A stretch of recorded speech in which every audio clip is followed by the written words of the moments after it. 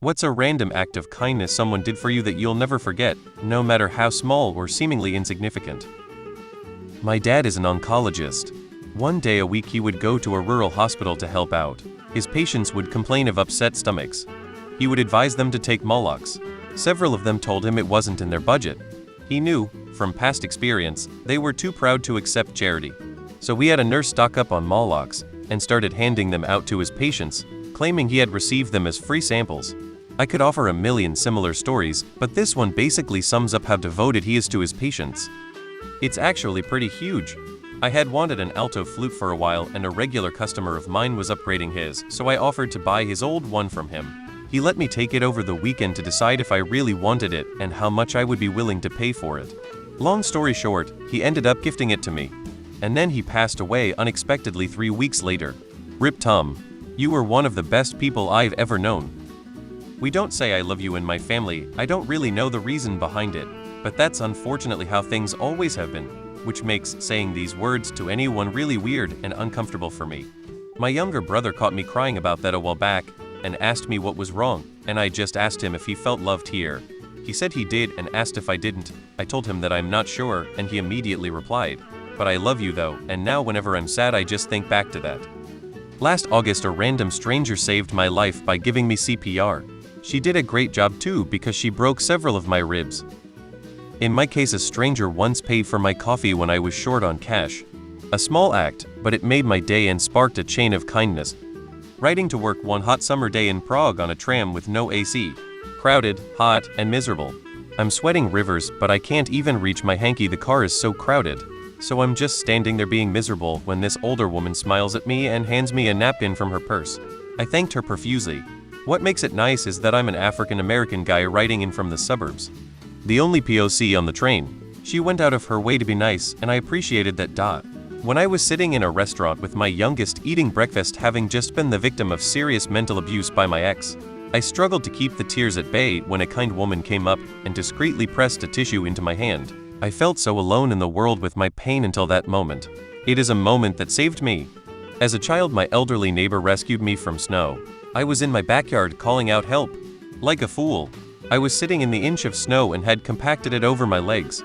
She came out of her home, crosses the alley, and wiped it all off of me. There was no danger. I was being a dumb child. I somehow had the presence of mind to feel embarrassed, but all I could do was thank her and feel like a fool. But she freed me and never said a word to my parents or me about it. X200B.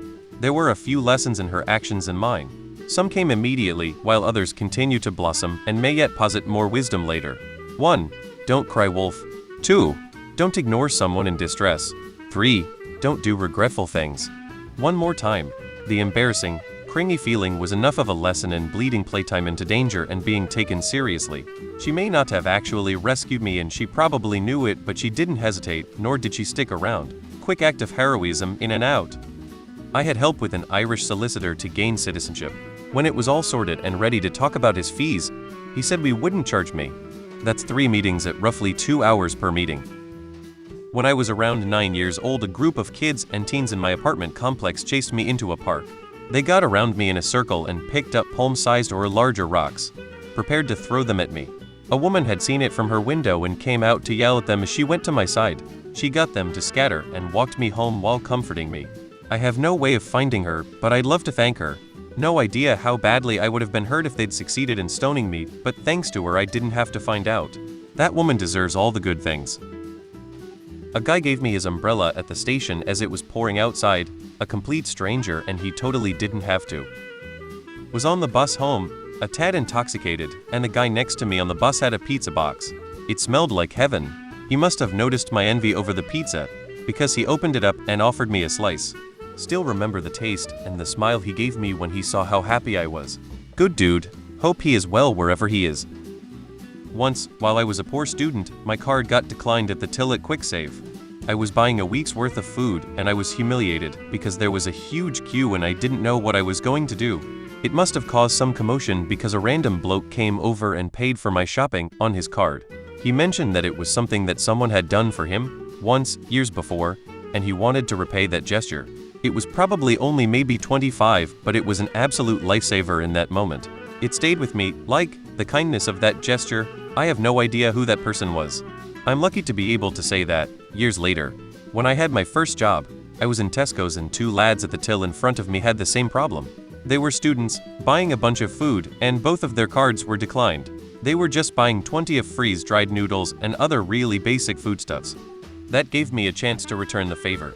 We were at a resort for my siblings' cheerleading competition. I was about 5 or 6 at the time and we played Marco Polo, but they got out of the water and let me go into the deep end. Some guy saw I was drowning and just reached in and pulled me out. I'll always remember that guy and still have trouble forgiving my siblings for leaving me like that. When I first started driving, I rear-ended a guy. I hit the brakes, but my car didn't stop on time. There were some minor dents and scratches on the guy's car, and I was kind of freaking out. He said it was all good and to not worry about it, then he drove off. Since then, I've been rear-ended 3 times and returned the favor for 2 of the drivers. The third caused a ton of damage to a new car, so I did file an insurance claim, but I tried to be as kind as possible to the driver. My card declined buying lunch on my break at the grocery store I was working for. The customer behind me handed the cashier 20 and she insisted I keep the change. My lunch was around 5. I was 18, living on my own in a new city after leaving an abusive household, just generally having a hard time. This was 10 years ago, and I still tear up thinking about it. She had no idea how much I needed that random act of kindness that day. I ran out of gas one time while driving across the country. Lots of cars just passed me for over 4 hours. Finally, a dude stopped and checked on me. I told him I have no gas or cash. He just turned around and left. He came back 10 minutes later and poured gas in my car, had me start it to make sure, and then left. That guy saved my life cause I was having dark thoughts. As an American student traveling through Munich in 2005, I got super wasted, blacked out completely, went to a brothel and apparently paid for things that I don't recall. I woke up in a taxicab with 5. Next day, while I'm trying to figure out what to do, I see someone from a pub crawl I went on. Told him what happened and he gave me 20 to help get me back to my host family in Copenhagen. I still had my train ticket but no money for food or calls home. He really saved my ass that day, and I'll never be able to tell him how much it helped. Flying home after basic training to spend Christmas with my family.